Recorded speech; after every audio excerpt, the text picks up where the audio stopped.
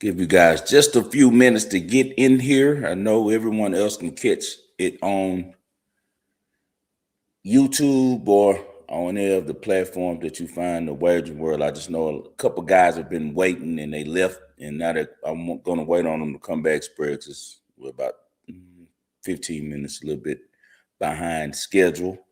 But yeah, my right computer had updated, and so you know how when you do new, you know how it does it while you're like overnight. yeah, Like, why is it not just Usually I just turn it on, and then I realized that it updated. That's why it took me a little longer to get on here.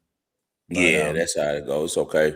We got yeah, good, it perfect ended up time. working out a little better to do the show today because you know how I'm doing some burning out in my on my property.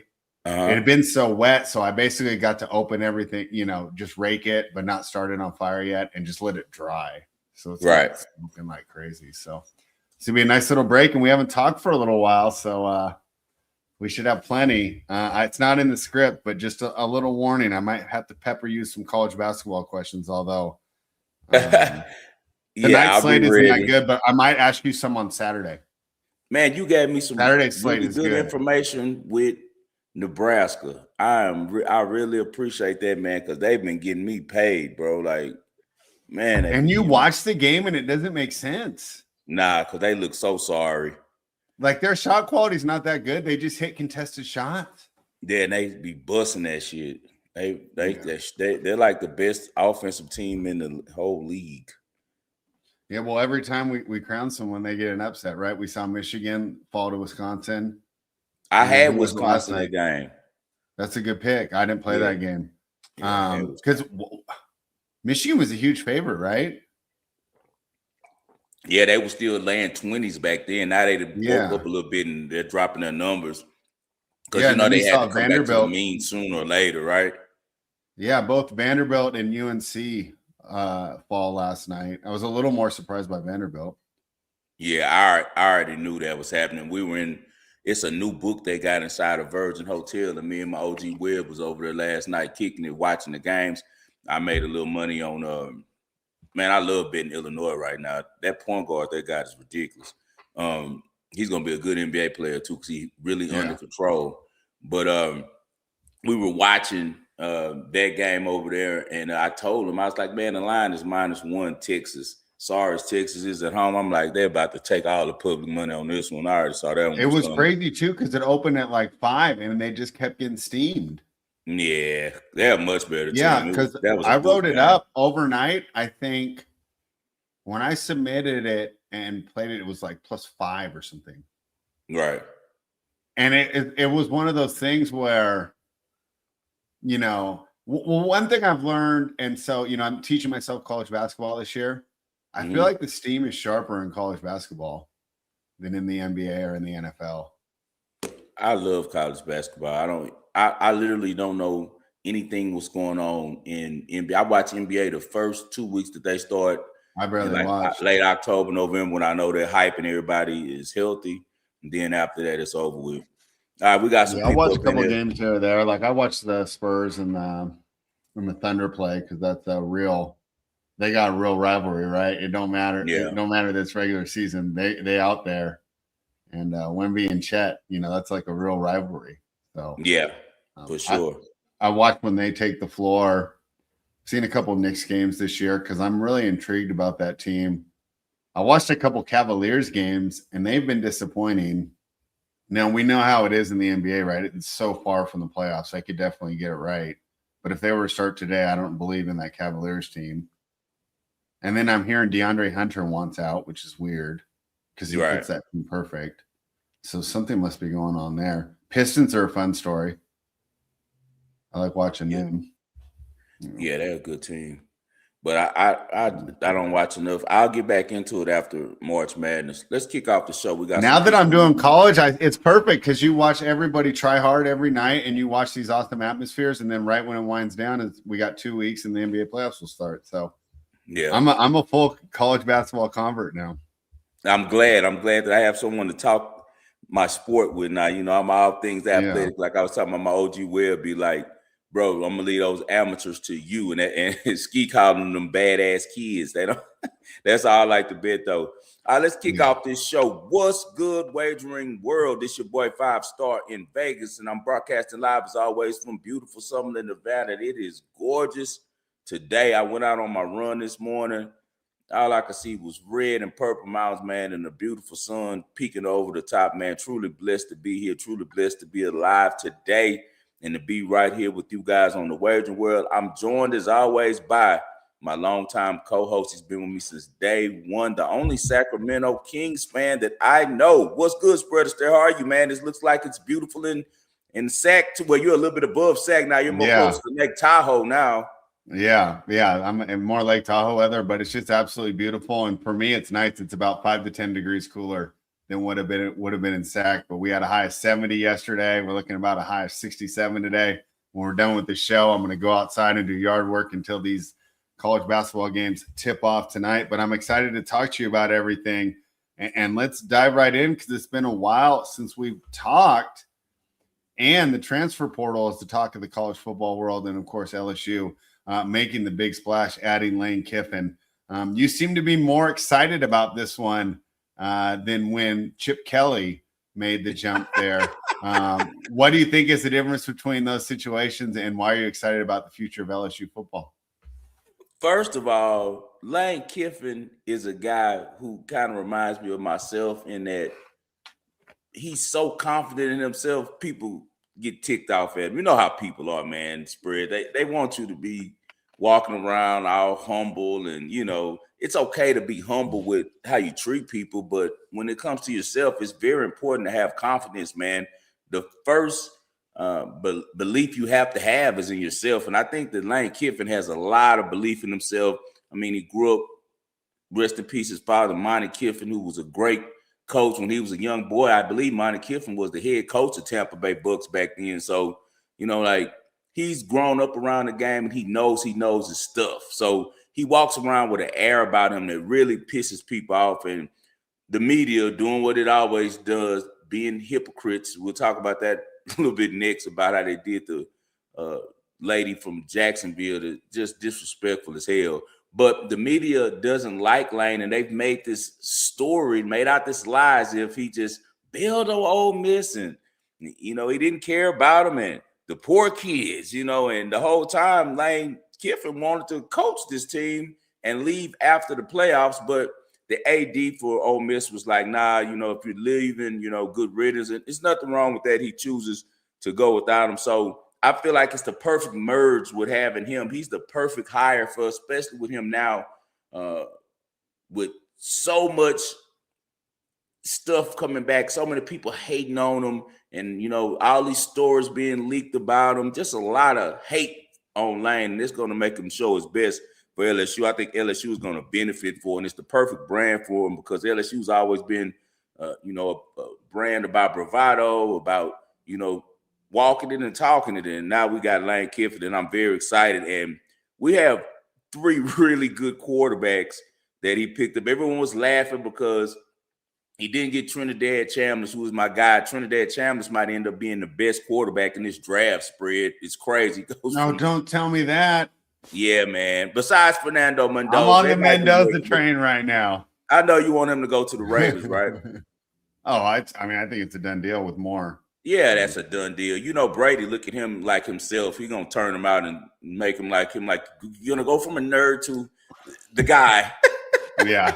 Yeah, so he knows he's going to listen. So I'm not mad at Brady at all for taking him. He's probably a lot more, probably works a lot better with Brady than Shedeur would have, because Shedeur has a lot of, you know, opinions, and also Shedeur and Brady have such a long-term relationship. You know, sometimes you get too comfortable with people. So I think that Mendoza will work out. But I do think that Chambliss is going to surprise some people. He's going to end up being a really good player. I'll compare him maybe to like a Jackson Dart almost, but not as wild. He's not as reckless as Jackson Dart is, but they got a lot of the same skill sets with being able to scramble, be able to, you know, rise to the occasion when their team needs some really strong personalities and really good leaders. I like Trinidad Chambliss a lot. And with everything that's going on with the quarterback world right now, you know, it's just that I think that they're going to be surprised. He's had a lot of snaps. He was at Ferris State, won the championship, takes Ole Miss higher than it's ever have. I think that he's going to be the sleeper. And Dante Moore did the right thing with coming back. My guy says, come on now, 5. You know if you got 3 points. No, yes, you do. He's creating competition, Scotty. What are you talking about? He told all of these guys that you have to play and win this job in practice. No one has been guaranteed a position. You got Sam Levitt. They gave him the most money, so he'll probably start out with the ones. But I can guarantee you this.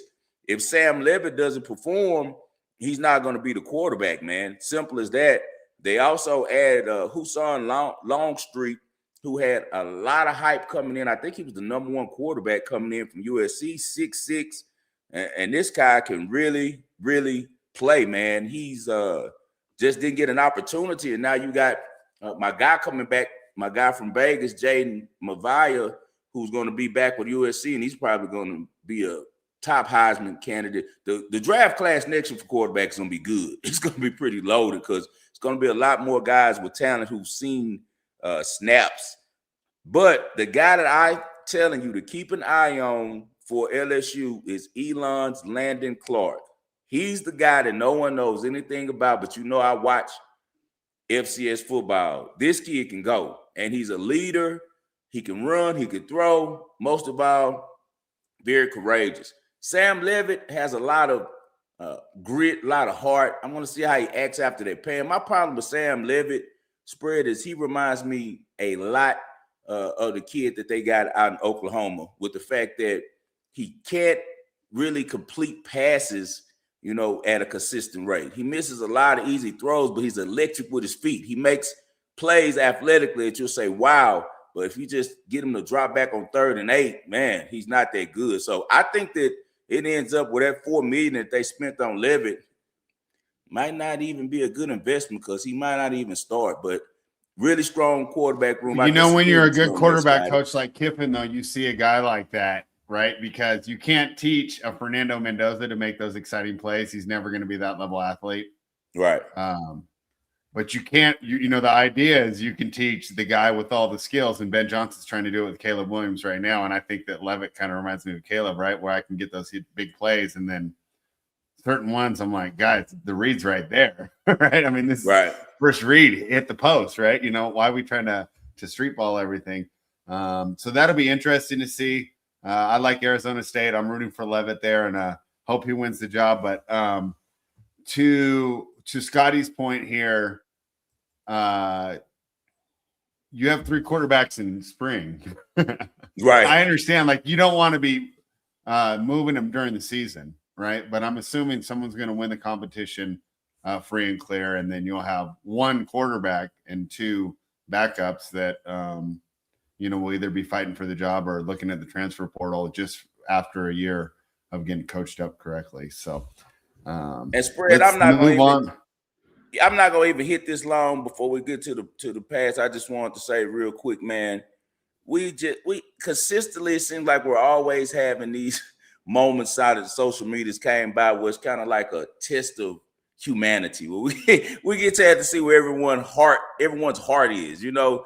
And I know you heard about the story that went viral about the lady, very sweet lady, Lynn Jones Turpin, who said some kind words to Liam Cohen because she saw that he was down, you know, and she gave him some uplifting words in the press conference. And for some reason, the horns just came out on all of these people, man, that consider themselves the gatekeepers to the press and things like that. And it's just ridiculous, man. She deserved her 20 seconds, and whatever she wanted to do with it, she should have. And she did something that ended up that I'm sure Liam Cohen really respected and really needed at that time when you come from a heartbreaking loss like he had with that Jacksonville game to being so close. But I really like the fact that she was able to kind of get a platform from that. See, they tried to hate on her and make her look like she didn't know journalism, and all it really did was bring light to the actual great journalistic career she's had. She's interviewed everybody from Barack Obama to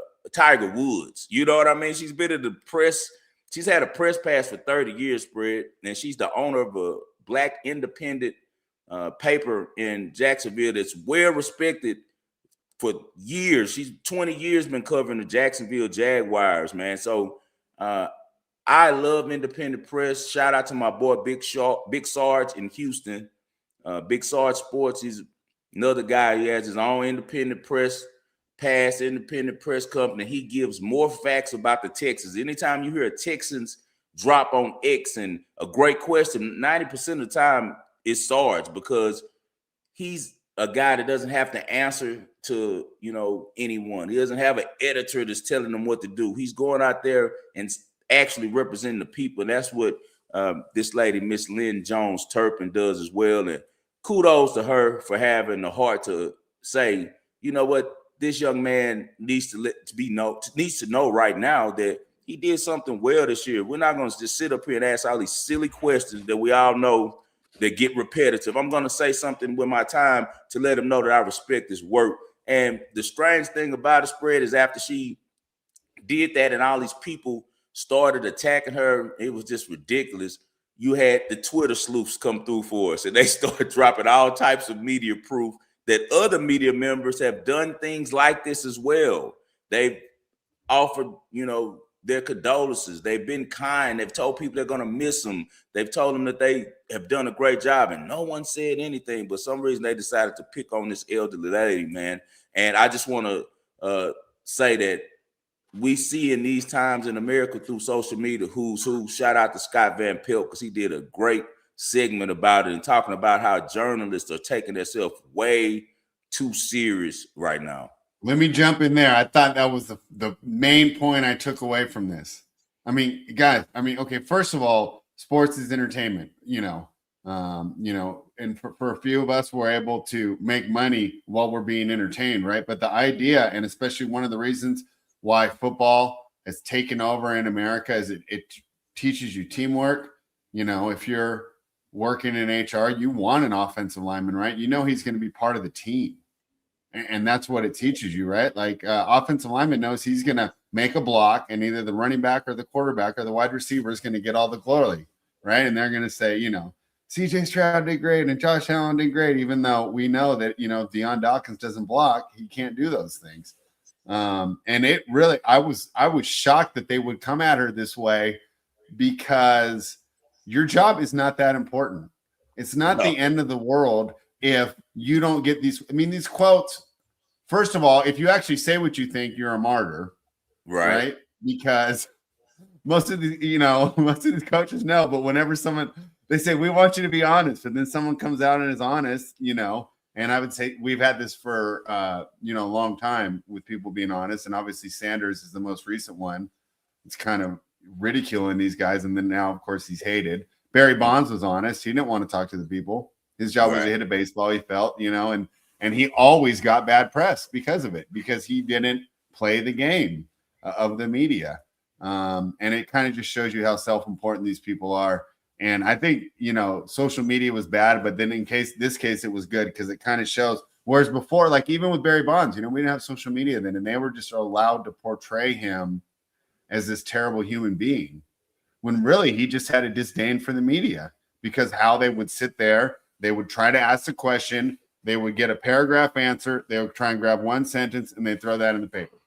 Yeah, they're going to edit it down until it gets to the point where they're controlling your perception.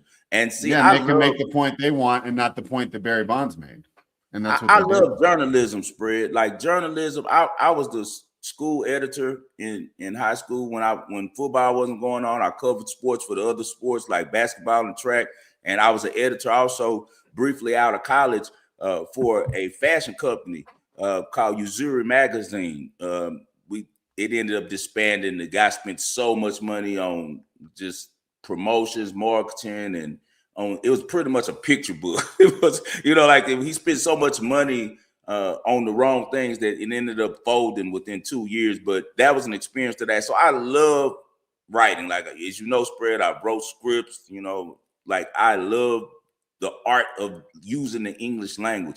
And I respect the hell out of real journalism. The problem is journalism has been tainted ever since we got live TV. Really, it started with Stephen A. Smith And when they did the initial first look with him and Skip, that was when journalism kind of became. If you even want to take it back farther, it started with Jim Rome. Jim Rome. And I don't remember consider Jim Rome a journalist, though. I consider him a talk guy. He was the guy that Howard Stern Sports Talk Radio. Gotcha. Because I remember my buddy played it to me, and I think I was in middle school, or I would have been, a freshman or sophomore. And when you're young and you got all that testosterone, and they're not just, parroting what the local team wants you to say, because that's kind of what talk radio did. For those who are so old enough to remember, I mean, they just basically said what the team wanted, and it gave you team propaganda on the radio, but they did it in a very polite manner. Jim Rome was the first one to come out and kind of be like, have a take, don't suck, and let's trash these guys on the air, which was never really done before. And at first it was cool, and now I'm looking back, and sometimes we want honesty, and then sometimes it's like, geez, can we get a little decorum? Can we get a little class too? Because I don't like this, and I think in the NBA it's the worst. When you go on social media after the game, nobody says, "Oh, what a great job!" Like even this week, and even though it's your boy, the guy you like to trash too, right? Nobody came on and said, "What a great job by Vrabel! What a great job by Drake May!" It was like, Herbert sucks. We've been telling you he sucks, and he sucks. And, look how they we do that in basketball too. Look at CJ Stroud. We'll talk about that when we get to the game. It's just ridiculous. But for some reason now, and I think it's just the temperature of the current world that we in, everybody is so damn mean. Like everybody is so callous, so mean. And they actually got mad at this lady because she was being kind, and that's ridiculous. Yeah. Journalism long gone. Journalism used to be based on you could only report facts. You had to, and the only way that you could make it a fact was you had to source it. You had to double, triple sources. Yeah. If you ever watched The Wire, the one of my favorites, what's your source? It was the year when they were in the newspaper room, right? Like you could only, and the guy was lying. Remember, he was putting out all the fake news. So, like, don't feel like you're the end all be all journalists. You guys are like district attorneys. You want to go lock everybody up, make everybody look bad, put bad perceptions, and then go to the bathroom and hit a line of coke and then go meet your side girl. Like, it's ridiculous. Stop being a hypocrite.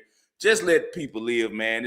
You could have just kept that to yourself. You did not have to say anything negative about that. But I'm glad that it showed who's who out here in the media world. All right, we did enough about these subjects and talk about this stuff. Let's go on and get into the show, man. Get to the past first, Fred.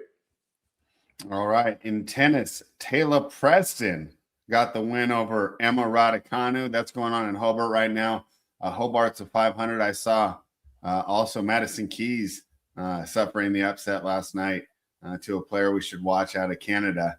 Mboko, I think is how you say her name, right? That's so we got a lot going on there, and I'm loving that tennis is back.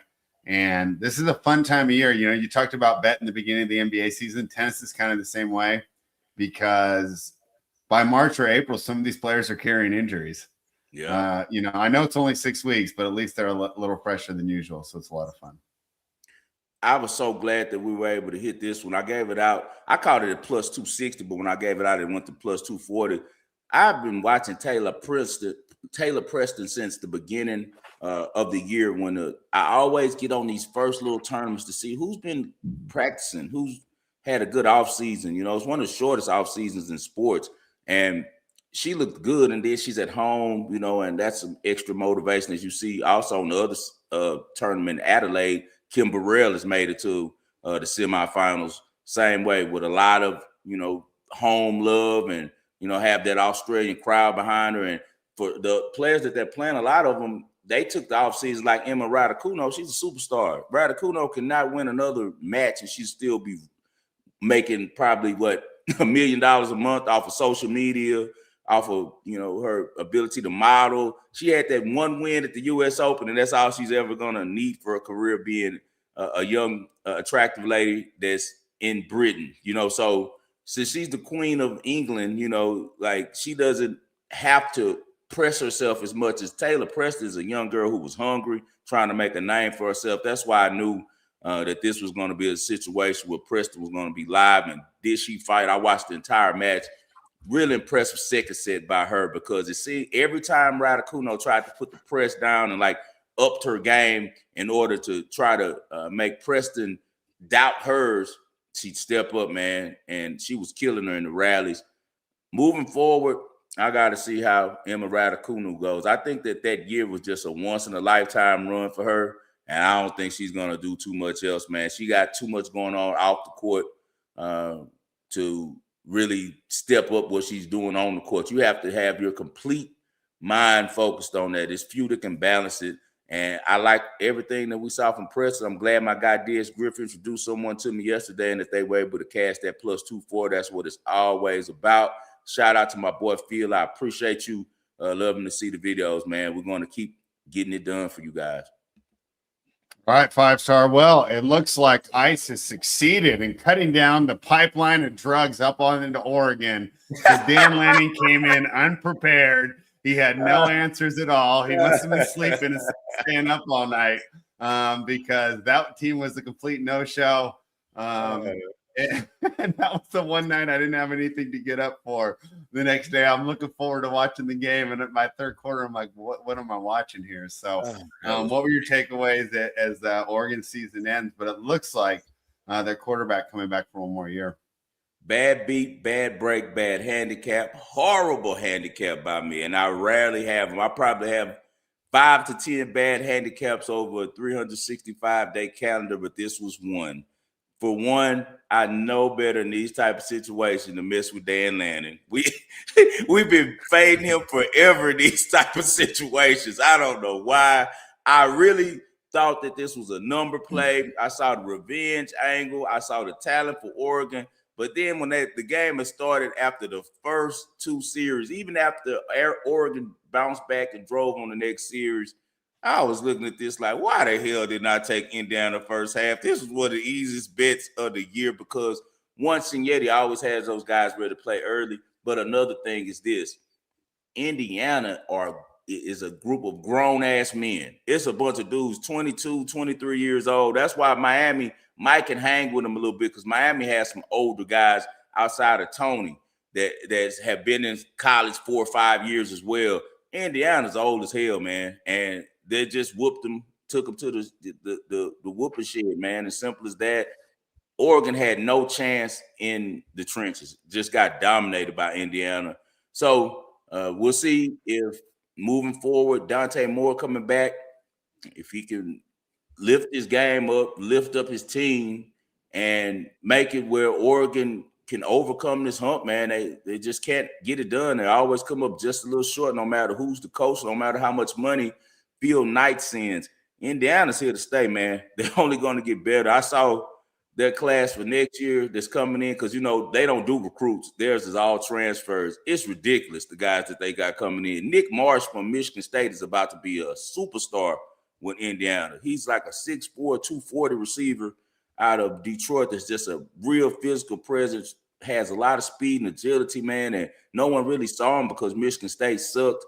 They also end up getting the quarterback, Josh Hoover, from TCU. He's going to be the quarterback next year. So Indiana's just reloading, bro. And now we have them. They won on Shark Tank because now they get all of that good money, that good investment money from the one and only former Dallas Mavs owner. So Cuban is going to be behind his Indiana team. And people like, oh, he's just jumping on the bandwagon. Listen, man, everybody loves a winner except the sports books. Everyone loves a winner. So, of course, Mark Cuban wants to invest in them. Now, why would he invest with their football team before when they were ass? Now they're good. Of course, he's going to put his money into them and help them continue to dominate. So, Signetti has changed everything in Bloomington. And now Bloomington, Indiana is about to be the focus of the whole entire college football world, and that's really weird. Yeah, it's crazy how things have changed here. Let's move on because you bounced back there, and that was with your first pick for NFL Wildcard Weekend. Rams taking on the Panthers. Panthers were up to like plus 17.5 at one point in that game. Rams started off really good on offense early. Was a little bit worrying for the pick, but then of course Panthers come back. Bryce Young is continuing to improve. It'd be interesting to see what his ceiling is, but he's definitely earned more opportunities as the quarterback. And that team, you could see them improving. I don't think they're that far away, from being, where they wouldn't have been 10-point favorites there, maybe a three-point spread. Add a little wide receiver. Offensive line looks pretty good. A couple more pieces on defense. That team could be pretty good there. But what did you see in the Rams and the Panthers? Carolina should have won this game, honestly. They scored too quick. They didn't milk the clock enough at the end because you can't get a ball back to Stafford in that situation. But overall, if you're a Carolina fan, you're feeling really good about this team moving forward for 2026, 2027 season, man. You have your QB1 in place. The reason I took the Panthers was Bryce Young, Ted McMillan. Those are my two guys since college football. If you've been watching the wagering world long enough, you know how much I loved Bryce Young in college at Alabama. Initially, I wanted the Texans to get him, and I think he would have had a completely different career playing for the Texans than he's had playing for Carolina. If you replace him with CJ, I think they would have the same exact success that the Texans have had. And I love CJ. I just think that Bryce is that type of quarterback, that he's a leader just like CJ and also a playmaker like CJ, where he would have did a good job running that Texans offense. Now he has a real receiver over there in Ted McMillan. Jalen Coker's coming on too. He's going to be a good wide receiver too. They're just building a real foundation over there. They got J.C. Horn. Hopefully they'll be able to keep him. I know he's going to want some real money. He just got some money last year, right? Yeah, I think he's already got his extension. Okay, that's good because they're going to need him because he's like the leader of that defense. Yeah, I like it. I like J.C. Horn a lot, so just like Stingley, two fathers who also played the game as well and played it at a high level. But the thing that's most impressive for me for Carolina, and the reason why I was able to take this 10.5 and I really wasn't worried about it, was Dave Canales. Dave Canales has low-key done a really good job over there. Every week, Carolina plays hard as hell. And that's why I wasn't worried about them being able to keep it within the number, because even though they have a limited roster, a lot of names that you don't know, those guys play their tails off from him. Other side of the ball, Sean McVay continues to be Sean McVay. He's going to figure it out. They get the ball. He's going to give Stafford the right set of plays, and the Stafford's going to most likely get him in the end zone, man. That's just what he does. McVay is 8-6 against the spread as a head coach in the playoffs, man, now, and he continues to march forward. I'm really excited to see how the Rams look in Chicago in frigid, windy, completely different conditions. The conditions were supposed to be a lot worse in the Carolina game. They ended up getting a break with it not raining. So I want to see how that Rams offense looks when it goes to Chicago. I know Chicago's defense isn't that good, but still, with that said, it's a little bit different leaving SoFi, and you got the greatest show on turf 2.0 going out in the cold, frigid conditions. And Chicago's been playing in cold weather all year. I remember when they played. What was that? Who was that they played? It was like below 20 degrees, and Caleb was out there playing like it was in Southern California. So he's a cold weather quarterback. We'll see if Matt Stafford is. He started in the Dome with Detroit, and now he's in LA. And if you recall, I said last week another reason I took Carolina was Stafford hasn't been that good in the playoffs. Outside of that one playoff run that he had, they went to the Super Bowl. He has not been that good. So we'll see what happens this week. All right, let's move on. You talked about the Rams opponent, and that's, of course, the Chicago Bears. Didn't look like it was going to be the Chicago Bears at the end of the first half. I actually was out for dinner that night. So the first half, we're at the restaurant, but, you don't have the sound on. Yeah. And I was thinking, I didn't miss much anyways, right? Enjoy time with my family. And then we get home, about the third quarter. Man, Chicago might have a chance here. And, of course, they come back, get the huge upset victory. My only takeaway from that game, because we'll talk about the Bears more when we preview the upcoming game, is that I think the Packers would be dumb if they fired Matt LaFleur. I think the continuity has really helped Jordan Love's development. And I wonder if he was in a situation, and we'll talk about the Eagles game next, like Jalen Hurts, where you get a different offensive coordinator every single season, if you would still be able to develop the same way. So, I thought it was an unfortunate loss for the Packers, but I wouldn't make any rash moves. I would retool. I wouldn't get rid of LaFleur. I don't know who you would get that you would think would be better. What were your thoughts on that game? If I'm Matt LaFleur, I might dip out on them. That's what might happen. I heard that Atlanta wants him. I heard that Matt Ryan is taking over operations for that team, and you know how tight he is with LaFleur, as LaFleur was his quarterback coach the year that they went to the Super Bowl. So watch for that. It's so many job openings, 9 job openings. 8 now. I think Harbaugh is going to the Giants. He's officially with the Giants. Yeah. Did you like that move? I love it for them. They think the Tom Coughlin. That's it. It's the same thing. The Tom Coughlin move. They'll be very successful over there with Harbaugh. I wasn't sure what to make of it. We talked about it before, and that's why I was against firing Daboll, even though he had good results. I was just worried about the overall development of Dart. Like, I wanted to keep him in the same system. So it'll be interesting to see who they bring in as the OC to continue to develop him. But one thing better not be Greg Roman. I was just going to bring it up, but I thought Roman did a good job with Lamar for where he was at. I don't know if he's almost like the Mark Jackson with the Warriors.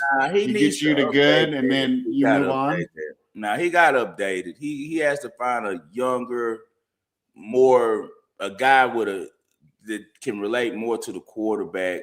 You don't want an older guy calling plays with Dart. Dart and Scatterboo are young, badass kids. So you got to find a coordinator who can get on their level, who they'll respect because of their work, but also can, goof off and laugh with them and cut up and talk some hip hop with them. You don't want them out there with all old men, because Harbaugh's already, the older gentleman in the building. I know. I was thinking about him for the Raiders. I didn't realize he's already 64. For where we're at as a team, I'm like, okay, that doesn't work for us.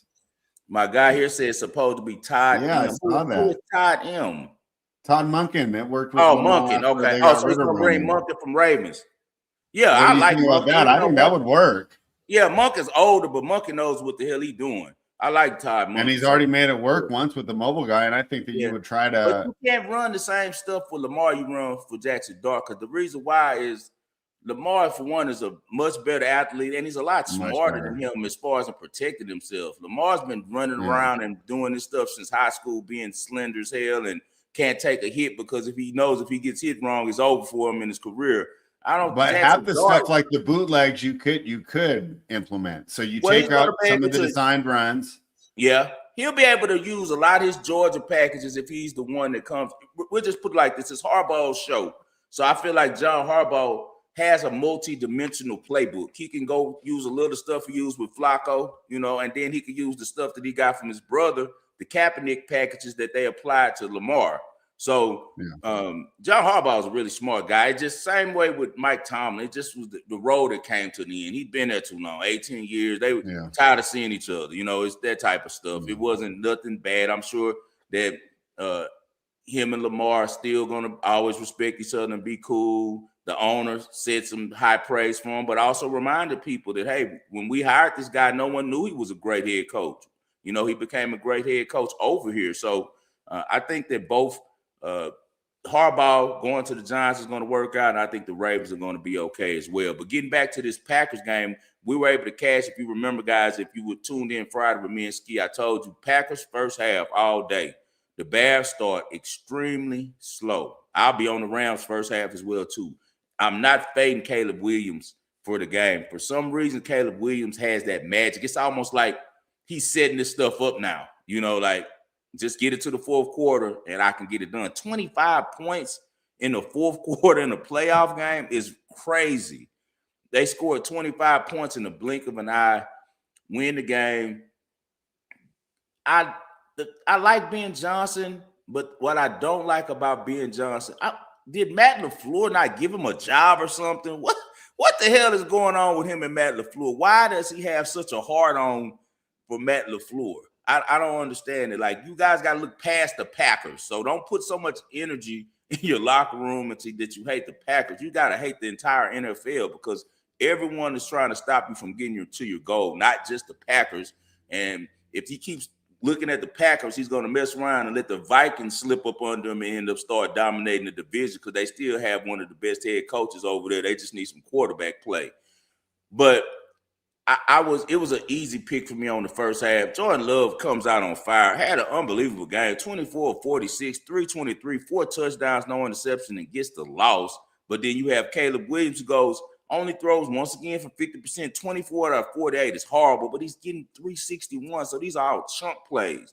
And that's what I try to tell people about Shedeur. You want players who can make chunk plays. You need chunk plays, and you're in every game in the NFL because it's so hard to move the ball. And this guy is just electrifying. We saw it at USC. We didn't know how he would translate emotionally to playing in the NFL. That's what we worried about with Caleb. We always knew we could play.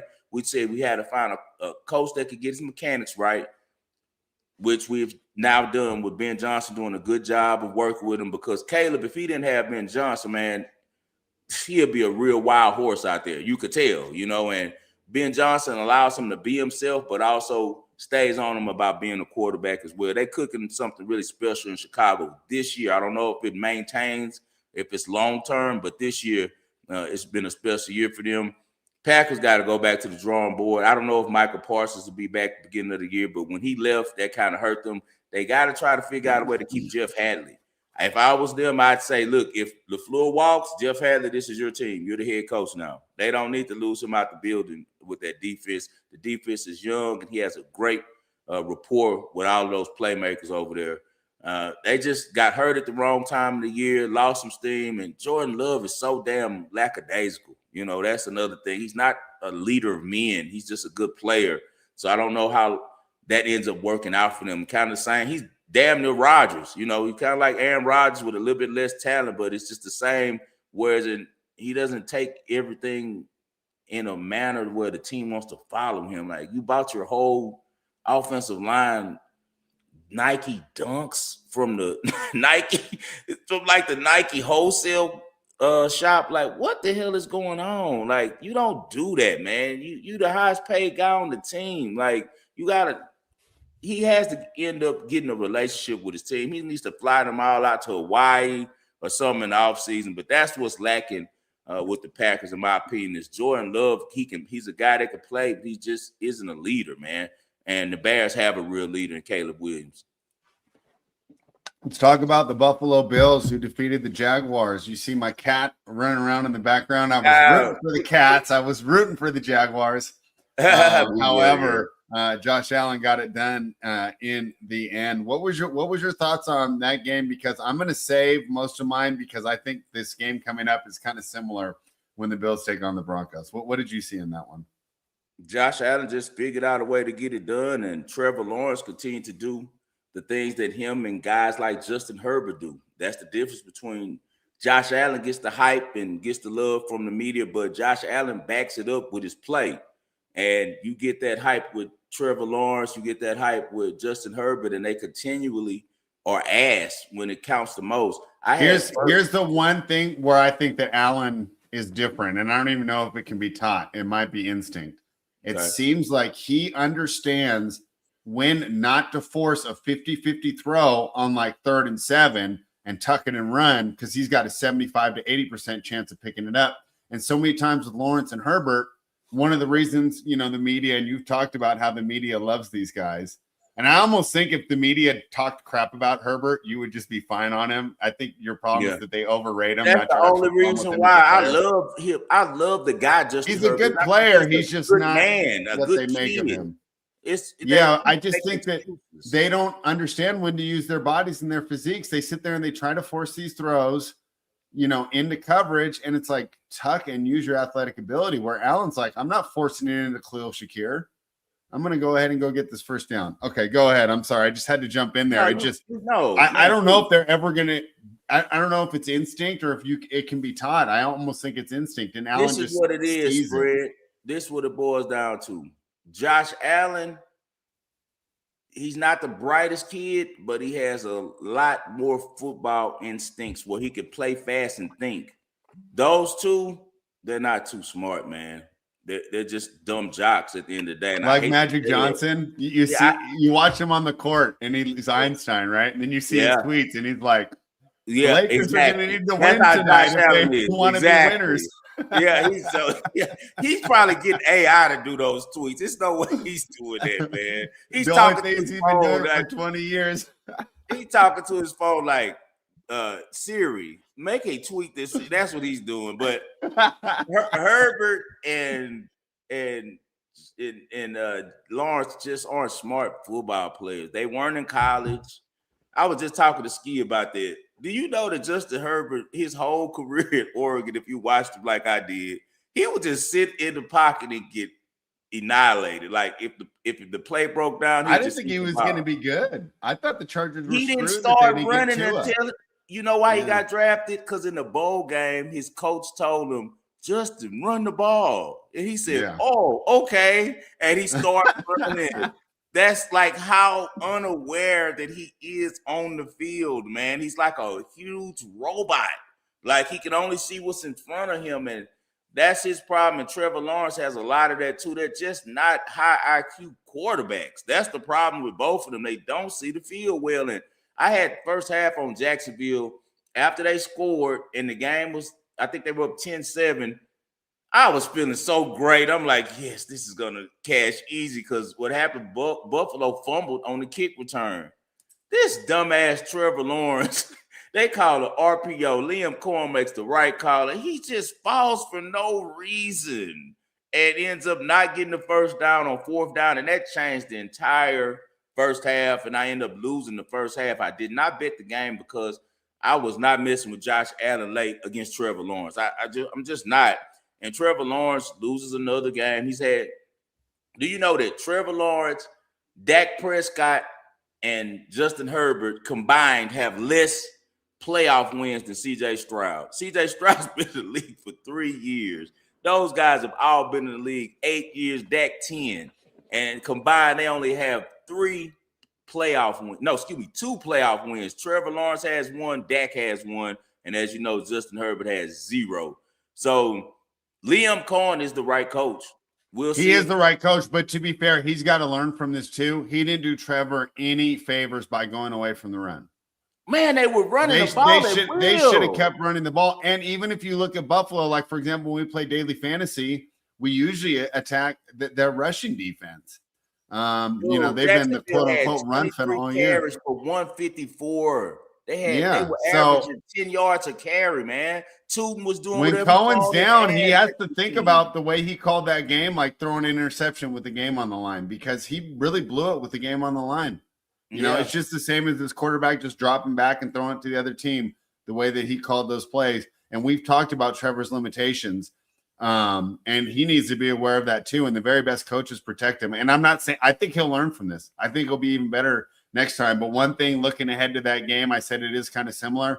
One thing is Sean Payton won't abandon the run if they establish that same type of success. Yeah, and you got the ball back with, it was at least about a minute left. They could have ran the ball some. And also, they didn't have to give back the ball so fast to Josh Allen. I like teams who have head coaches who understand situation, time.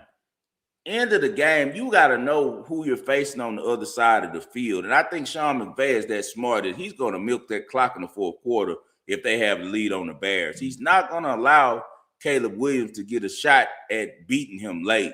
So these coaches have to do a lot more. This was Liam Cohen's first playoff game, first time as a head coach this season. He's done an excellent job. Got to be right up there for Coach of the Year as well. And the Jags, they're the Jags. So we'll see if they're able to maintain their success, but they do have the right coach. They might have the wrong quarterback tied to them, though.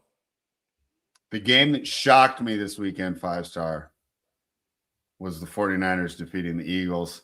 I actually laid it with the Eagles. That was, you talk about the bad handicaps, right there.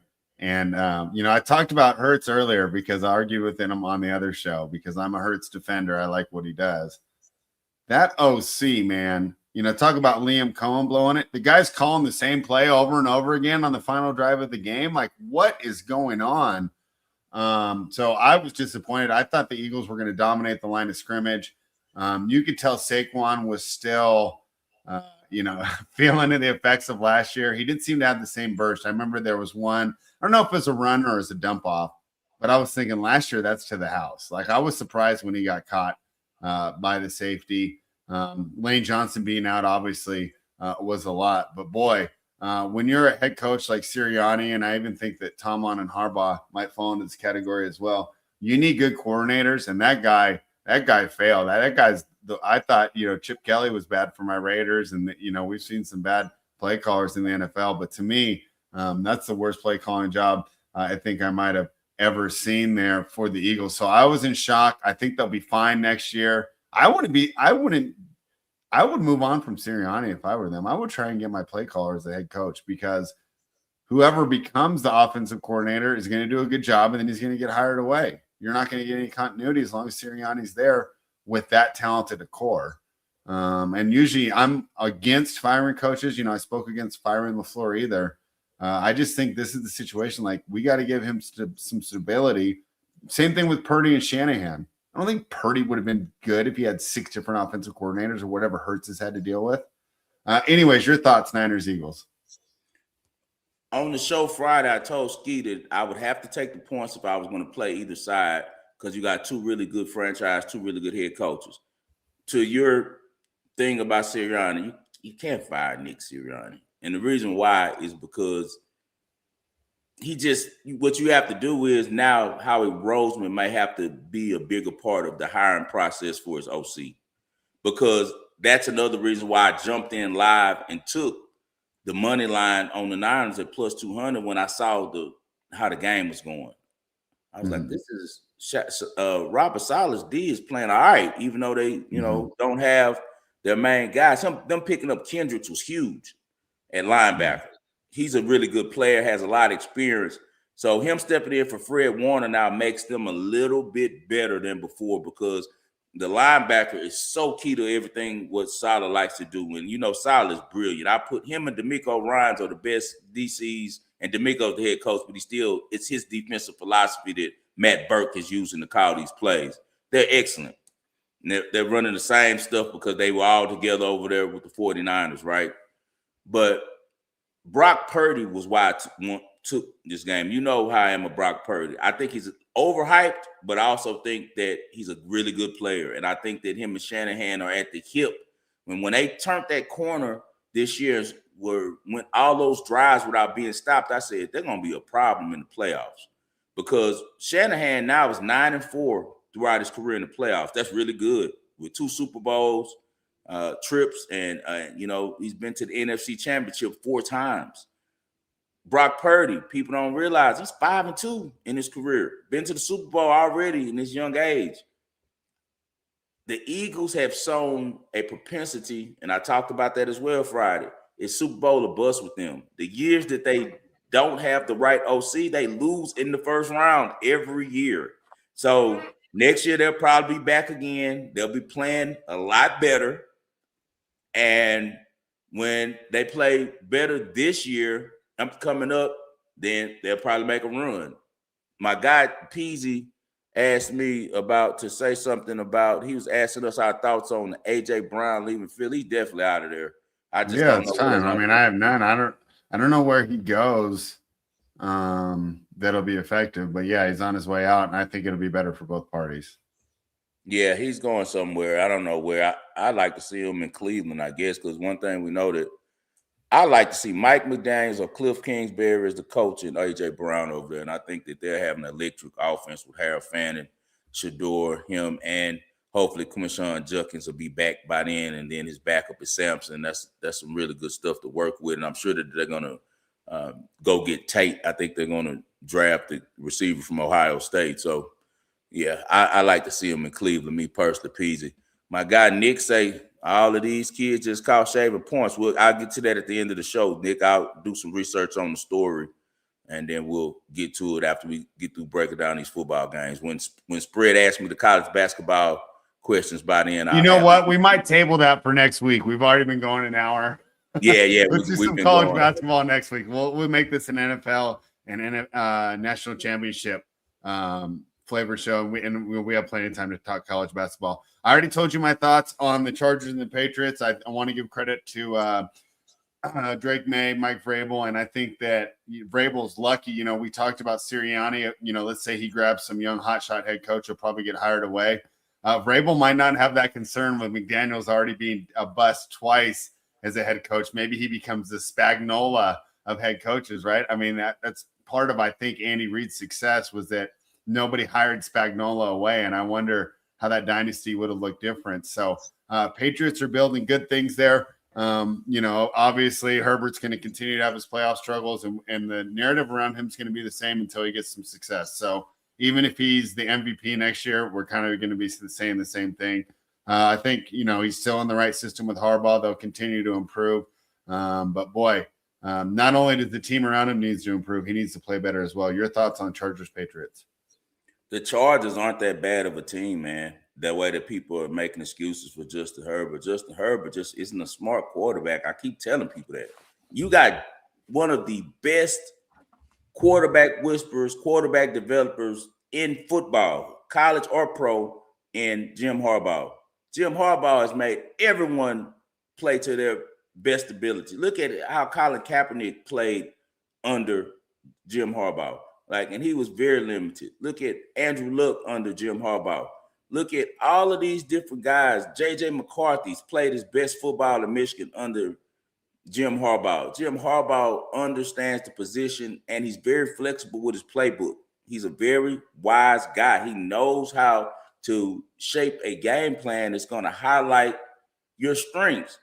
Commend Justin Herbert on playing with one hand, with having a broken left hand and still being out there for his team. But at this point in the season, after playing with it for a couple of weeks, that's no excuse.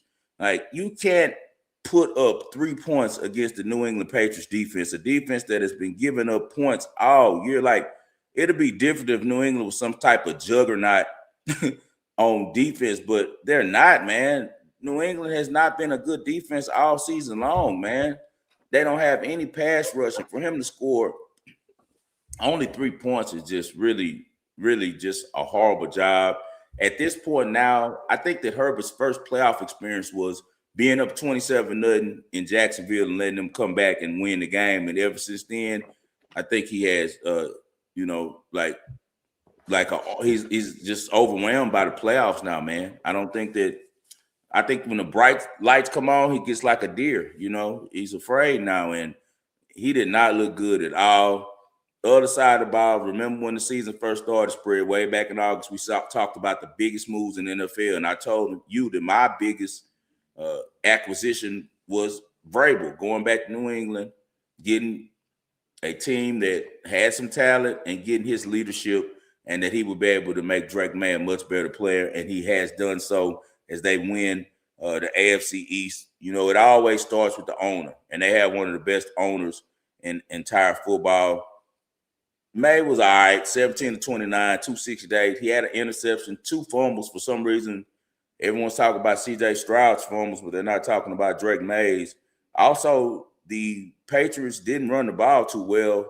As Stevenson goes for 53 yards, he did. He went for 5 yards actually a carry, but they didn't stick with. They throw the ball a lot, and they better not go into the game with the Texans with that mentality. If so, they're going to be in for a long Sunday, which I think they are going to be anyway. But yeah, what I took from this game was that Drake May has a long way to go, and Justin Herbert, man, how long are we going to continue to make excuses for him? At what point is everyone just going to finally figure out that, man, this guy isn't who we think he is? We know he has the measurements and all of this, but he doesn't have it between the ears. That's the problem. So I wasn't surprised. This was my biggest bet of the weekend. I gave it out on ESPN 97.5. I hammered the Patriots, easy money. All right, let's talk about your favorite team. And of course, I think it was the manner in which they defeated the Steelers that caused Tomlin to move on. If it would have been like the Packers loss, where it's just like, geez, we just need a new kicker, right? Just this one thing goes different. But you get completely dominated like that. And of course, you're going to have to do some reflection. I mean, there was nothing that team could have done other than be better, be more talented, have better players, right? I mean, there was nothing he could have done coaching wise. Credit to the Texans. So your thoughts on the Steelers, because of course we'll talk about the Texans as we preview this weekend's games. Salute to Mike Tomlin, one of the best coaches we've had in the NFL history. He ends up getting fired for mediocrity, but even in his mediocrity, his mediocrity was actually his excellence. And the reason why is because he never fielded a great team. Look at the team this year. That all the Steelers teams look the same way. Like, they have some guys on defense, but they're old as hell.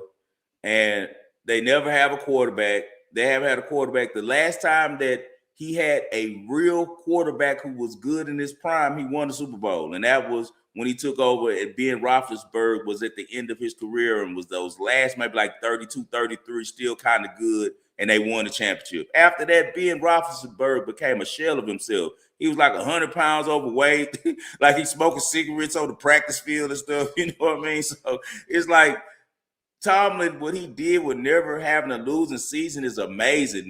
The Rooneys love him because they're like, man, we're not spending no money putting this trash out here, and the fans are still happy because this guy continues to cover all of our bruises, you know. And the Texans did a hell of a job because this was that the Steelers hadn't lost on Monday night in that stadium since 1991, and you know, Tomlin had won 23 straight.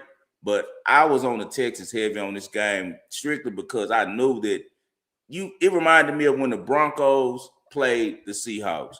When you got a team that's like young and they're in their prime and they understand who they are, man, they're going to beat the hell out of an old man like Aaron Rodgers, like how Peyton Manning was. That can't move. He's just a statue standing back there. And by the fourth quarter, they had put up all the fight they could with Pittsburgh, man, and everything just caved in. You know, the dam just broke, and you saw the best defense in the entire NFL just take over that game. People talk bad about C.J. Stroud, but go look at his numbers on money downs, on third down. On third down, he was 8 for 12 for like 170.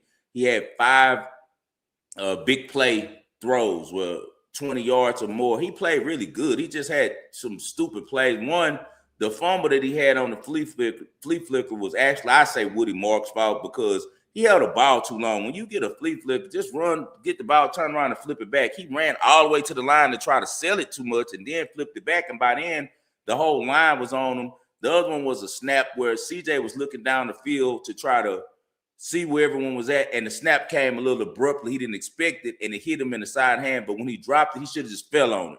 But he tried to make a play, stand up and make a play, did something goofy. But overall, if you look past those turnovers, he had a great game. And I'm so glad that the social media agenda right now is CJ's horrible. He's bad. He's terrible. He's setting up us for a beautiful weekend, you know, because I'm about to go stupid on the Texans this weekend.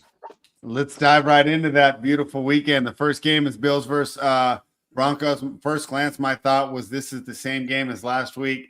You have the more talented team. But, you know, the difference, of course, the X factor is Josh Allen, and we talked about his instinct, especially in close games earlier. But the more I look at it, I'm leaning back to the Broncos, and I spoke about it earlier with Liam Cohen. I think this is where Sean Payton's experience is going to help his team. If they're able to run the ball, he's not going to give it up. And normally I don't care about running backs. I want to see the status of J.K. Dobbins. If he's back, I think that helps the team a lot. So I haven't placed it yet. Earlier in the week, I liked the Bills. Now I'm leaning towards the Broncos. Talk to me. Where should I end up? This is going to be a tough one right here, and that could tell you about a number. One, you got similar to New England last week. The Broncos have a really good playoff history at home. And they have a really good home field advantage with the altitude and things like that.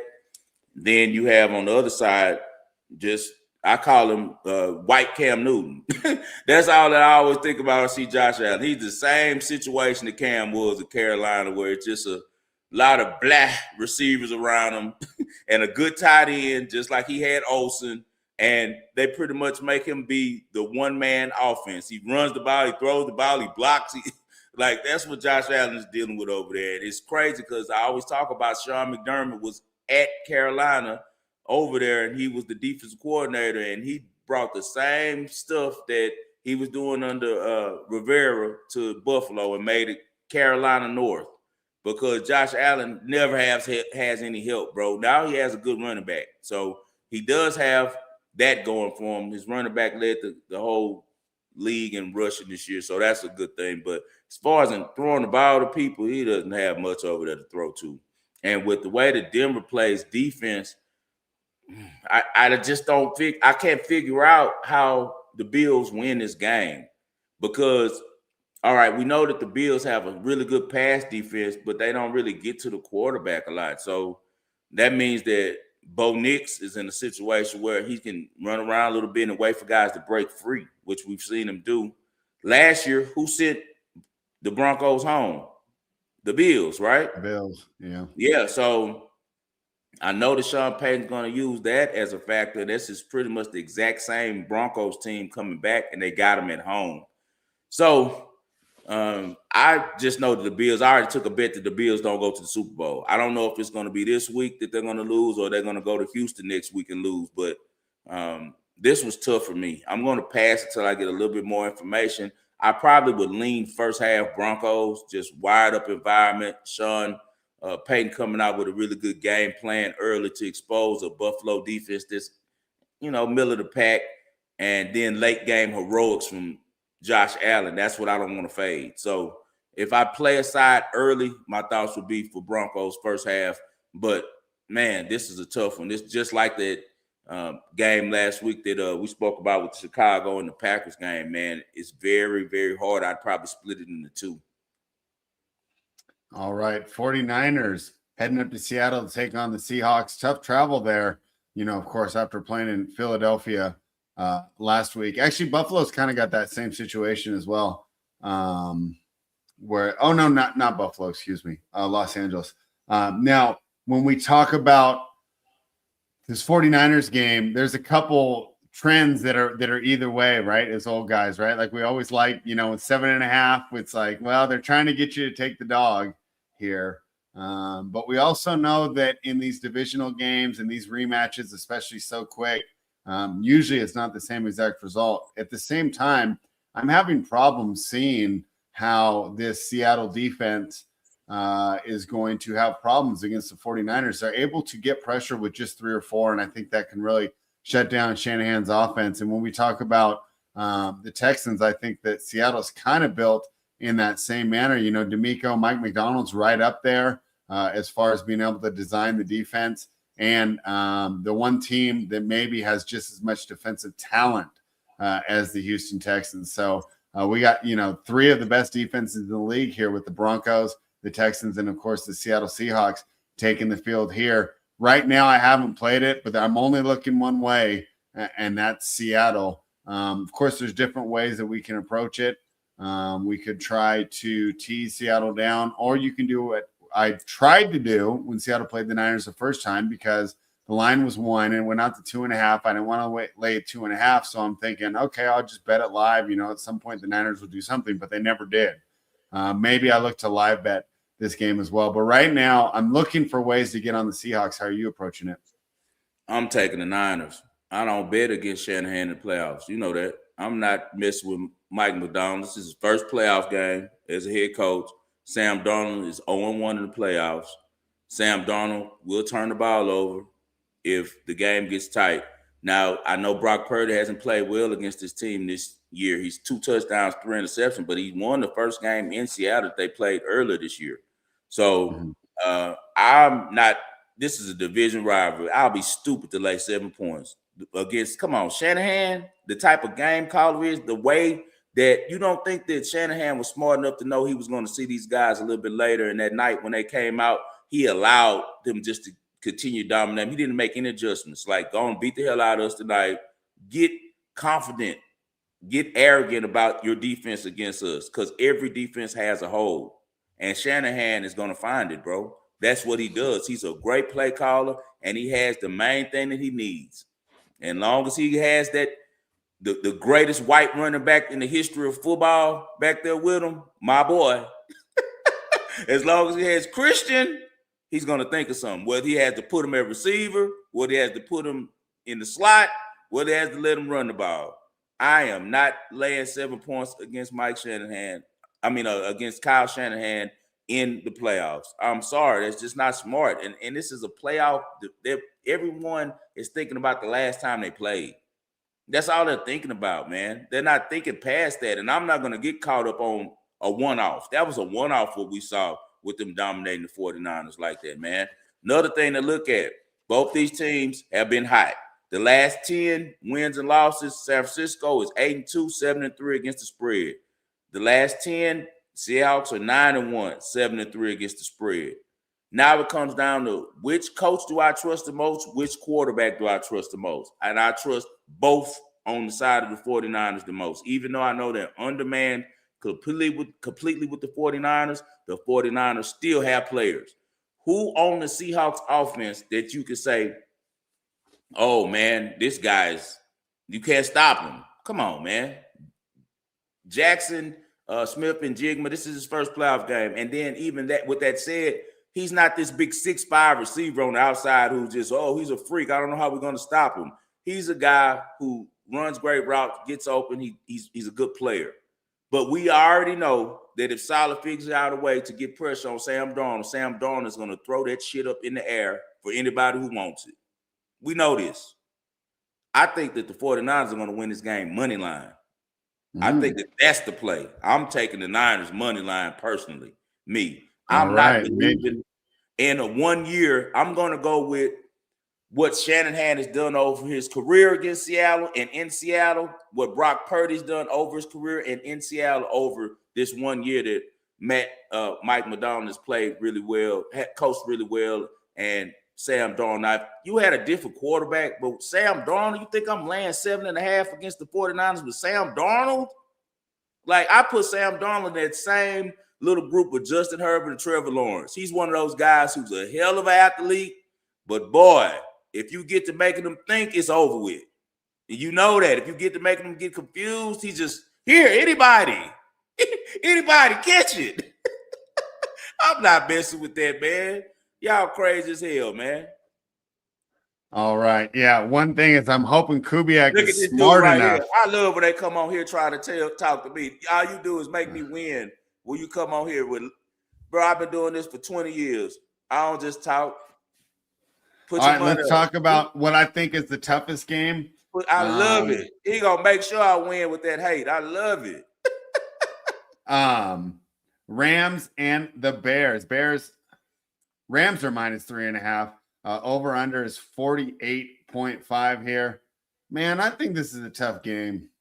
And none of the Bears have made sense all year. So that's why I don't want to fade them. But I'm not going against that Rams offense with that Bears defense. The Bears, I think, have the worst defense left in the playoffs. So right now I'm looking for ways to get on the Rams, but I haven't done it yet. Where are you at on this one? The Bears are an opportunistic defense, though. That's one thing that you have to realize. They're very opportunistic. It was a stat that they were saying about the Saints ex-coach who's the defensive coordinator for the Bears. He has I think that they say that Sean McVay kills him. I think he puts up a lot of points against him, if I'm not mistaken. I'll have it by Friday when I come back tomorrow with Ski. But I personally, this is a real one that's going to be difficult too. I already played the Rams first half -2.5 solely based on the fact that the Bears always, hey, brother, I'm just playing with you, man. I'm just shucking and jiving with you, bro. It's all love. I appreciate you for tuning into the Way of the World. Respect to you too, brother. Yeah, I think that the 49ers win, bro. That's just me personally.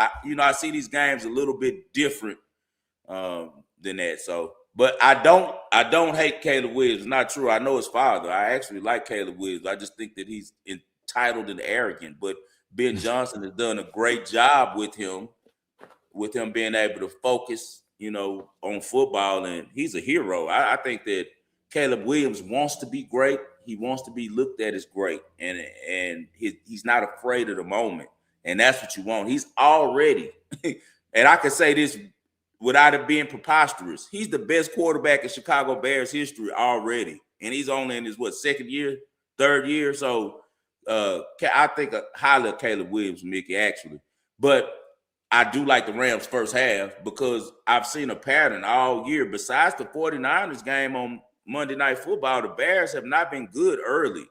So against good teams. So I just think that early the Rams have a good game plan. They move the ball. Puka's getting his, and Devontae Adams is getting his. Devontae Adams, with him coming from Green Bay, with Matt Stafford coming from Detroit. They played in Chicago a lot of times. They play the Soldier Field a lot, man. So it's not going to be a new environment for them. But now I worry about the guys around them because it's a new environment for them. And these are going to be real wintry conditions going on in Chicago, man. They say it's going to be horrible. They say it might be below zero temperature. It's going to be 5 degrees. It's going to definitely it's supposed to be one of the 10 coldest games in the history of Soldier Field. In the history of sports. So that's just Soldier Field. History of Soldier Field. Yeah. So that's one of the things to look at. How do the Rams handle the cold? But I think initially when they come out, they have a game scripted, and the Bears aren't that good. They have to watch for turnovers, though, because if they turn that ball over early, I'm going to tell you this about this game spread. I could see the Bears blowing out the Rams before I could see the Rams blowing out the Bears. You see what I mean? I could see the Bears getting a couple turnovers early on Stafford, and they're all trying to play catch up the whole game. Then they start running their ball. And now when Caleb's going play action, he's got all types of options. He can run it, he can throw it, So with that said, I think the Bears are going to figure out a way to get it within this number for the full game. But I already took, if you guys want to know what I played first half Rams. I had to, -2.5 with the way that they've been coming out and with the way that the Bears have been a little shaky early, man. Yes, I will be.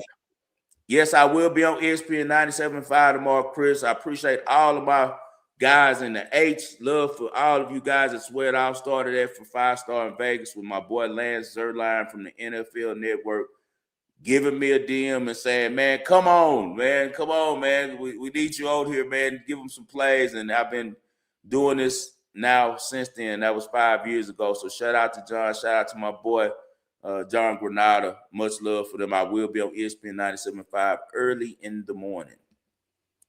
All right, 5-star. Not only do we have these exciting NFL matchups this weekend, but we will crown a new national championship. When it comes to the NFL, we both do our own handicaps and we come to our shows, come to the show, give our takes, like or pass. But when it comes to college football, you forgot the Texas, man. We got to talk this one. We're not giving that out.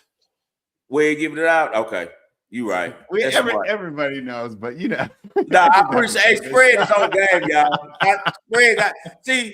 Spread knows me better than I know myself. You're right, Spread.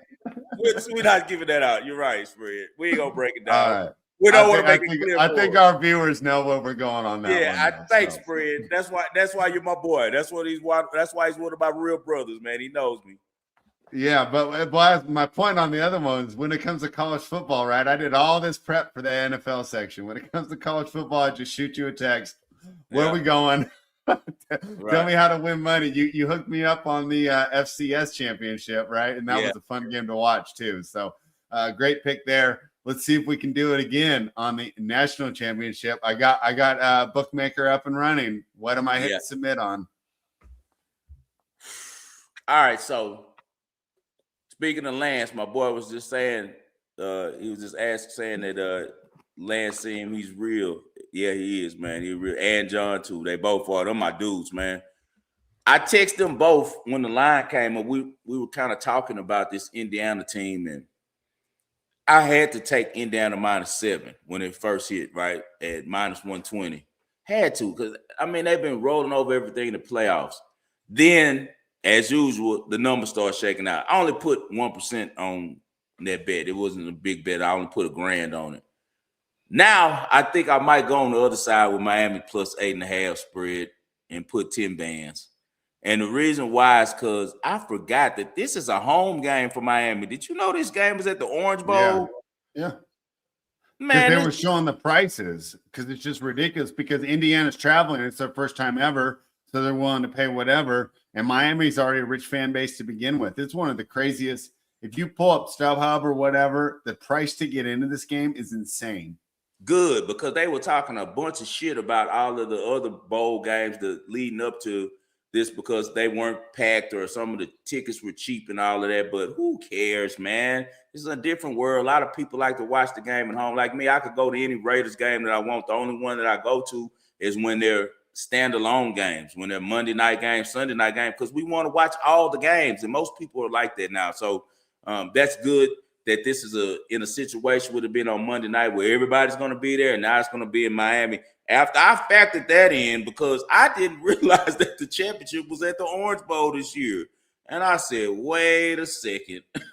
Miami might be baking a cake for my Indiana guys for Signetti. I just feel like by a tip, it might be 9.5 spread, So if before the kickoff, if it's 9.5, I got to buy back on the other side and give me a little Miami. It's like 90% of the tickets on Indiana right now, man. Like everybody's on Indiana. Why wouldn't you be there? The best team in college. They've been undefeated. But if you look through their schedule, it was 2 games that they struggled in. And that was against Penn State, that the miracle at the end, Mendoza pulls out when they were losing late. And he ends up getting the touchdown with 36 seconds left after they seemed like they were dead. And then the other one was Iowa. And then I said, wait a second. Kirk Ferentz likes to play ball control. He likes offensive line play, defensive line play, time of possession. He's going to keep the ball away from them like Kirk Ferentz did, because that's what Cristobal has been wisely doing all these playoffs. He's been playing ball control. They've been protecting Carson Beck from himself. We know Carson Beck can throw the ball down the field. He has the least amount of yards per average on least amount of air yards per pass in the whole college football world. They do a great job of running screens to Malachi Tony, who's the best player in this game. I don't care either side. I don't care what you say. Malachi Tony offensively is the best player in this game, and he's only 18 years old. He could do so much on the field. They're at home. They're going to have all of those Miami legends in the building. Like everybody's going to be there. Ray Lewis, Michael Irvin, Andre Johnson. Yeah, I think that Miami might mess around and money line this one, bro. Like, I'm serious about that. I think Miami might mess around and money line. Look at Steven. You're learning something from the wagering world. Look at that. He says Miami money line, Niners money line, Bears money line. $20 gets you $800. So, guys, you put $200 on that, you got 8 bands. And guess what? You could always get back that $20 or that $200 on a different bet. So that's the way to approach it, Steven. You cannot be afraid. My boy said, don't forget Warren Sapp. I'm sorry. I can't forget Warren Sapp. I can't forget him. I can't forget all of those guys. They're so deep, so many great players. Ed Reed, so many guys who came through Miami. You can go on and on. Clint Portis. You can just keep going forever and ever. But Indiana, the new school against the old school at home. Yeah, spread seems insurmountable, but the way that Miami plays defense with those D linemen and with that attitude, because they have that Miami attitude back, they're going to be hitting Mendoza, man. They're going to be trying to touch him, even if it means 15 yards. That's just the Miami attitude. That's how they play. I got to take Miami in the points now, man. The number's gotten too big. If it goes to 9.5, I'm unloading. I'm letting you know now. If it gets to that magical 9, that 9.5 means they might money line. So I do have a ticket on Indiana at -7, but it's only 1%. I made it early. I rarely bet early, but I was coming off of what I've seen the last 2 games with them. Then I had to step back, man, and look at the big picture and say, what are the books are trying to accomplish? The 7.5 threw me off. It scared me because the 7.5 usually means blowout. But when it starts creeping over to 8, now it's turning bag time. They're trying to reel you in. And the numbers ran a little bit too crazy for me. So I think Miami's going to be in this game the entire game, because I think the Cristobal knows his team, and he's been playing this Hurricanes team like a real NFL team, man, where they run the ball with their big running back. I think he's going to have a big game, and then they also just get in the 3rd and shorts and keep you off the field. And if they can keep Mendoza on the sideline, they have a chance. So, yeah, give me Miami in the points on this one. All right, let's move to the future. The Australian Open starts, and you got 3 picks for us. Not surprised by your picks on the women's side, but I am surprised on the men's. Break those down for us. Well, I need your picks too on the men's side. It's a you know it's going to be Carlos and Sinner. Like, Yeah. we know this already. I usually take Carlos every tournament. This is the one tournament I take Sinner.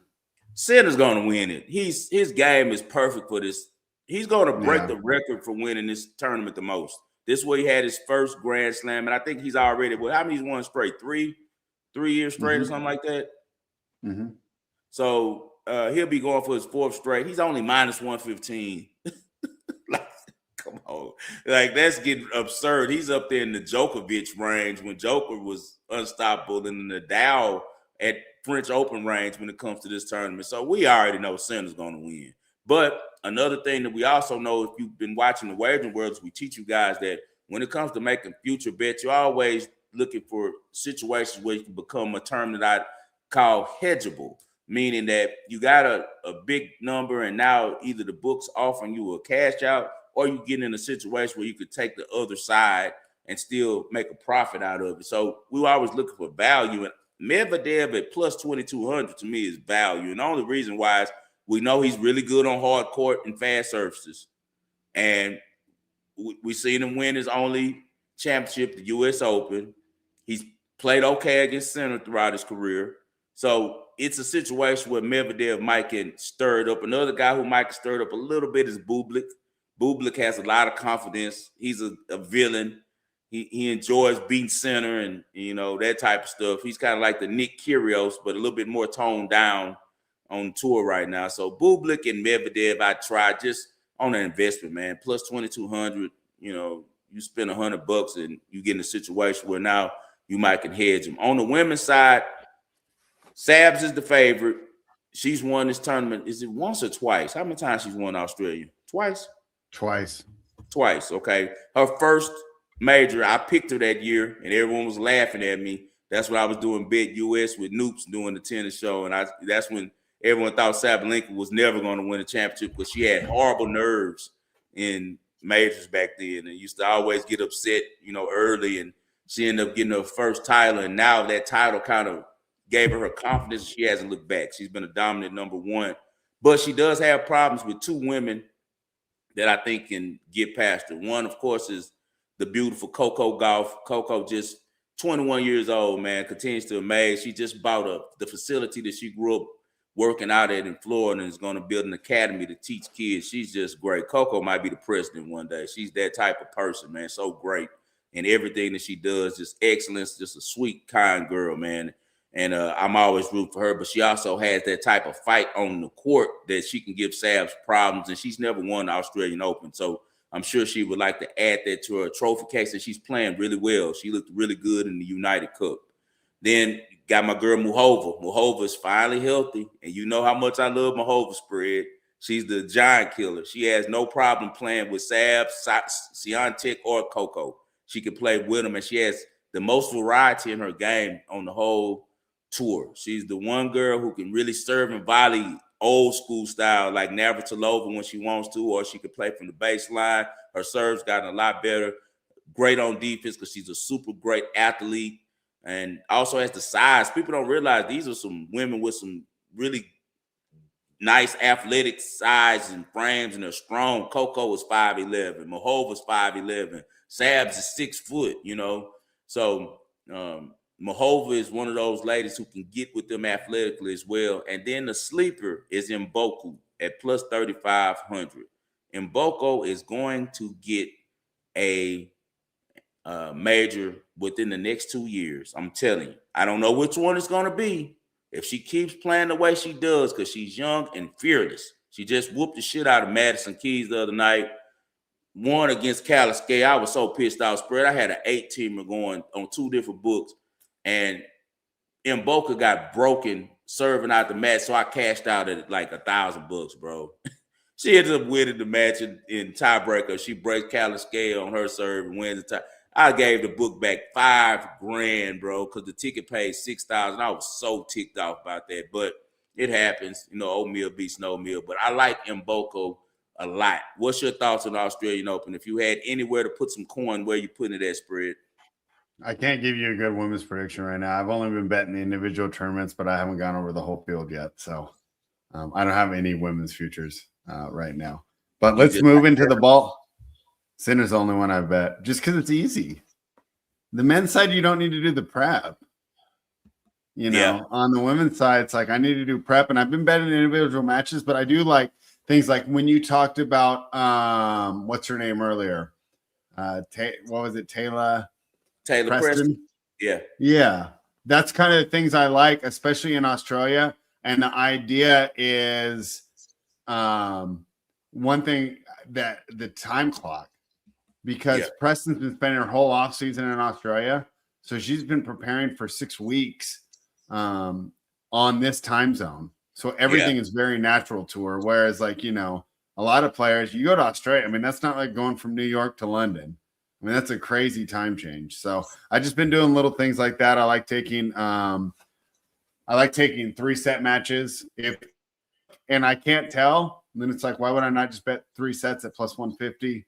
I've been hitting a lot of those, and just my spots that I like. And I know kind of who to fade at the beginning of the year because we've talked about it before.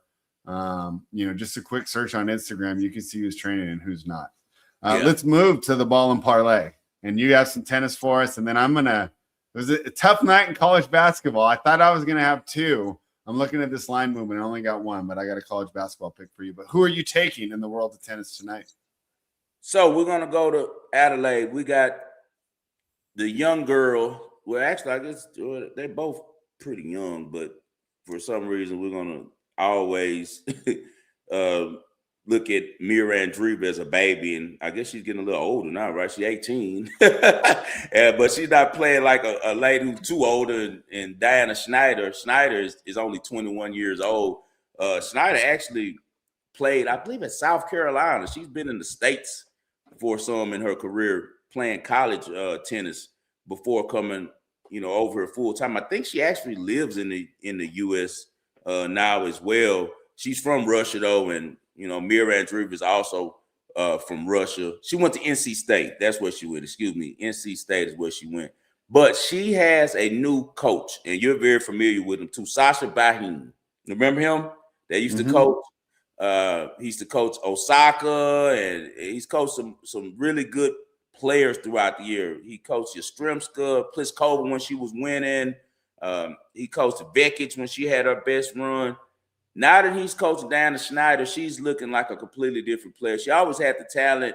I was betting her back in the game on some 125. She's a lefty with a lot of power, man, and a lot of, how left-handed players are. They're able to stretch you, and she does a really good job at being able to go wide with her forehand and with her backhand. I think that she's able to stir it up with Andreeva tonight. Andreeva hasn't played anyone in this tournament that could give her any pushback, and Schneider is not going to be afraid of her at all. So I think that we go with the 3-year older rusher, the 21-year-old over the 18-year-old. We're going to go with Diana Schneider. I'm going to take a first set at plus 140 because she's been starting really fast. She's always done it in her career. And when you want to get Andreeva, you want to get her early because she's usually settles into her match. Being young as she is, she gets down on herself some early. So give me Diana Schneider for first set plus 140. And then for the whole match, we're going to go with plus 160. I've already played both of those. All right. I'm head to the world of college basketball. One of the reasons I haven't done as much tennis prep is I'm trying to teach myself college basketball 5-star. Tell me what you think of this breakdown. I'm taking Arkansas State over South Alabama. Both teams are 12-5, but when you look at South Alabama, they've done that against, where is it? The 364th rated strength of schedule. So sometimes these statistics might look equal, but they're not. However, they don't even look equal. Arkansas State will have a plus 6.7% rebounding edge. Also, one of the things you told me about, free throw percentage, Arkansas State shoots 77.3% from the line. South Alabama is only 68.6 right now from the line. So even though South Alabama will be at home, I just think that Arkansas State is the much better team. I took Arkansas State. Nice. I got one I'll give out since we're on here, college basketball. I like UC Santa Barbara on the road at CSU Bakersfield. They're laying 7.5, but they've dominated that matchup over the years. And I just think that they're a much better team than they are. Just like they're going to outclass them. And what I noticed about when I watch Bakersfield, they don't take good shots. So I think Santa Barbara is the better team. lot of confidence from smacking them over the years. So I'll throw that in as a bonus. I'll be taking UC Santa Barbara, and I laid a -7 on the road.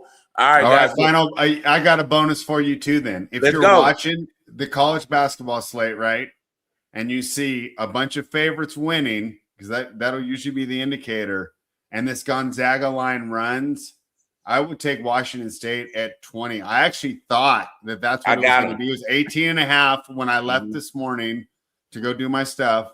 I got back, I pulled it up for the show, and I'm wondering, is it going to hit yet? It's down to 17.5. But like I said, I think there's going to be a lot of Gonzaga movement right before tip. It's a nationally televised game. And if not, I just won't bet it. Sometimes I would say, hey, I'll try and bet it live, but I don't like that. If I want this Washington State, I want them to be competitive. I'm not looking for a backdoor cover here.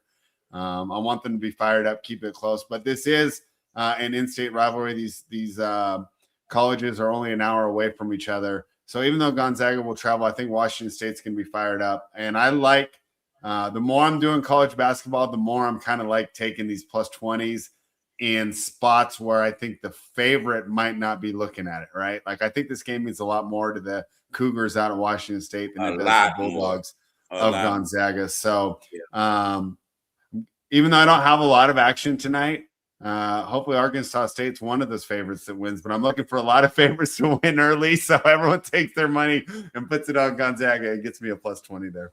I call this mid-major Thursday. On Thursdays, it's not a lot of top competition. No, top guys play on Wednesdays and Saturdays, the top teams.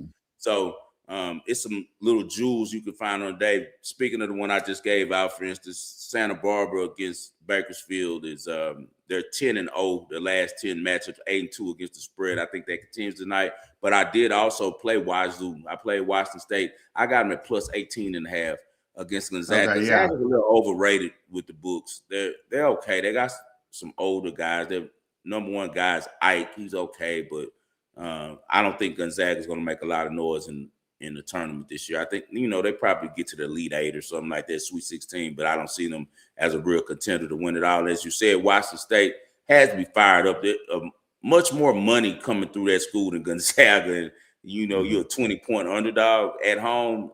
You got to play a little bit. You got to be fired up for that one, you would think. All right, guys, I'll be back tomorrow. Ski and I will be right here on the channel. We'll do our Fridays 5 stars picks and predictions. I look forward to that. Me and Spread will be back on here next week, probably on Thursday again, maybe do a Monday show too, and talk about the college football championship. My guys' schedule is lighting back up again, so I'll be able to get them in here a little bit more than we had before. Anything before the people Spread before we get out of here? Man, what a great weekend of football. Thanks for all the picks, especially that college football pick. Yes, sir. This is what we do, man. Guys, I dedicate this show, as always, to my father, the greatest Houston sports fan that I know. I miss you, Dad. I love you. Rest in peace to him. But I also lost a real close friend of mine, man, unexpectedly, man. You turn into the new year, and you got all this hope and promise, and he went to sleep, unfortunately, and didn't wake up, man. And that's my good friend, Isaac Kagozi, man. Wasn't even that old, man. He was probably right around our age, Spread, in his 40s, man. And he started out in Los Angeles. Well, he was from Uganda. His family runs the government over there. His uncle has been the prime minister over Uganda for so many years, and his dad was like over the military. And how we met each other was he was in Los Angeles doing films, producing reality TV and doing shows with VH1, and he came to Houston looking for just some different companies to work with and do reality TV. And he came to our shop because my boy, one of my good close friends, Orbit, who's a big producer and camera guy and shots videos in Houston, came was like, man, you need to come talk to my nickname in Houston and Ash.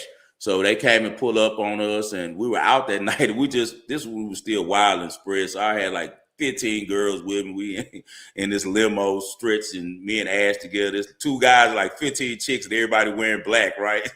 And he's like, what do you guys do? And from that moment, man, we became the closest of friends. He did a trailer for us for our shop, and we tried to do a reality show. We went and talked to Viacom, and Viacom hated on us because they own BET now, and they didn't want the show because we were supposed to be going against the tattoo little reality show that used to be out, man. And time goes by, he helped me in the film industry, sat me down with Lionsgate, helped me kind of get my films to become reality, helped me with so many projects, helped me with buying black seed in Africa. You know how I am about health stuff spread, and man, helped us buy land over there, introduced me to Akon, and made it well. We did some business together. He just was a great dude in my life, man. Knew my kids and stuff, and I got the sad news. Actually, my boy Ash found out before me because his sister texted him first, and then I went and checked on my WhatsApp, and his cousin had reached out to me, man, and he just didn't wake up, man. Unfortunately, last Thursday, man. So rest in peace to my boy Isaac Kagoza, man. Guys, take that as a lesson that you take every day, man, and make the best of it, because you do not know what tomorrow has for you, man. Let's live every day like it's our last, but man, let's plan like we'll never die. We'll see you guys on next week. This is the Wagering World.